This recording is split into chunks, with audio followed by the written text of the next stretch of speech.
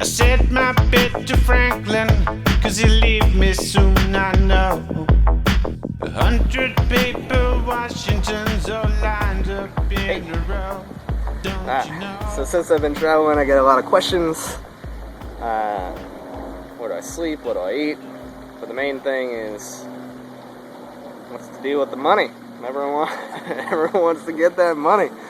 Some people think I'm rich, like super rich, and I have a big savings piled up. Other people kind of get it that I don't have much, but they're still curious how I'm been traveling at this point 5 years without having much most of the time. So, yeah, I figured I'd start with what I do spend money on. You know, everybody's different. Everybody likes different stuff, and everybody knows of different ways to get it. So, maybe you can apply this to what you're doing. Food, beer, student loans, public transit once in a while. You know, $2 bus ticket, something. I guess those four are the most common.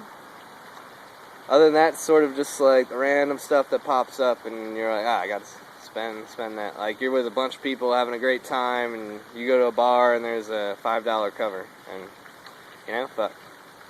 So that's what I spend money on. But I don't, you know, there's tricks even with that stuff. Food, I mean, places to sleep.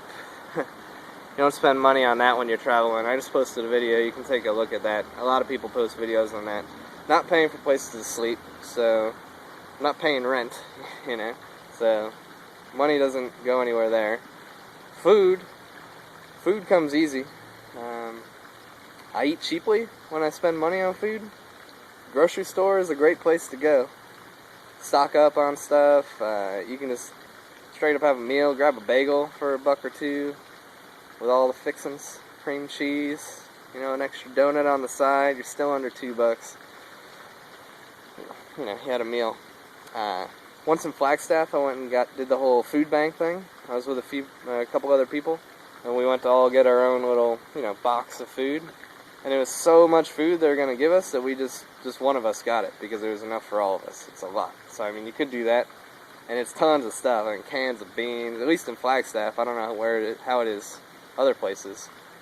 But, I mean, we had to have a car, you know, to go and get all this stuff. So you could do that, I mean, once, and you'll be good. If you do that once, you'd be good for a long time. You could get food stamps if you want to jump through all the little legal loops and stuff, which I don't think actually is that difficult to do. So yeah, food, one expense, not that much. Beer is the other expense. That doesn't come as freely. You know, people pass you a beer here and there, shout you a beer at the bar once in a while, but it's still good to have a couple bucks on hand for that, I suppose. Student loans, for me, that's the big one.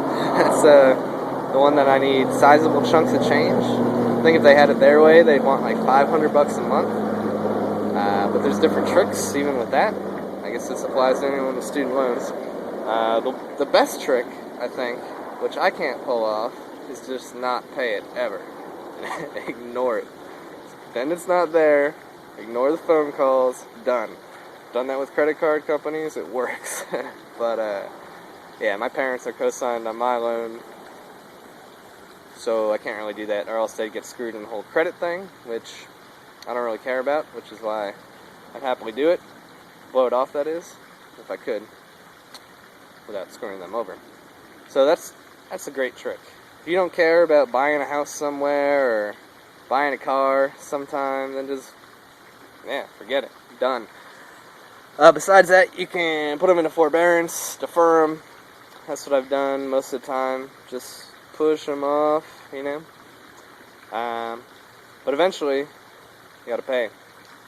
So, that's where making money comes into play while traveling.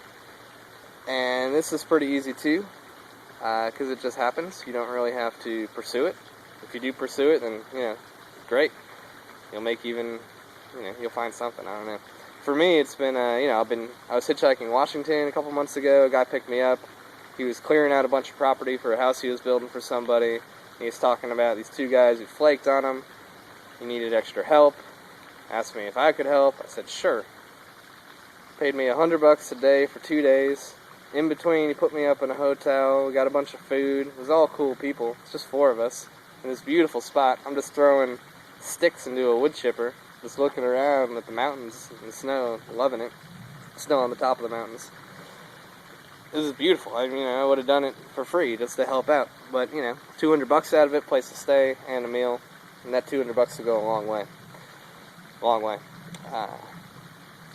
Just after that, I went and stayed with a friend in Oregon, and he worked at a brewery, and he mentioned that they needed help on the bottling line, and that he could hook me up with a gig for a couple days if I wanted. So, it's more extra money for something that I would have done for free. Just be around beer. And actually, I haven't gotten paid for that yet, so potentially I did do it for free and had a great time. And that's kind of the trick with any job or work that you do. If it's not something you enjoy, or something that you find interesting, at least some sort of value to it besides the money, then it's not really worth doing. Especially for more than a day. You can do almost anything for a day, as long as you're not doing something you'd rather be doing. And I've worked on farms before, Northern California. You can look that up, figure out what that's all about. Make a bunch of money pretty quick. Construction for a buddy, just for a week, just moving glass doors and mostly just hanging out in a trailer, shooting the shit. Pretty easy. It just kind of comes up, For this sort of lifestyle, just traveling. At least for me, I don't have that many expenses. So these little gigs that pop up kind of cover it. Trying to think of other situations people might be in where they need more of it. I don't know. If you just think you need money and you can't really put a finger on it, then you don't need money. You're good. Just get on the go or do whatever it is you want to do.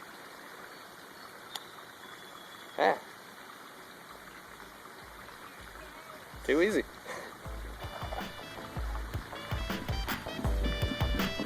So $15 and a bag full of dimes and pennies. That's where I'm at right now. $100 bills all lined up in a row. Won't get yourself a hooker for $100 less. Why be so plain demanding on $100 note? Just give it to the congressman, he'll take it for your vote. Floating down the river with your nose all full of blow.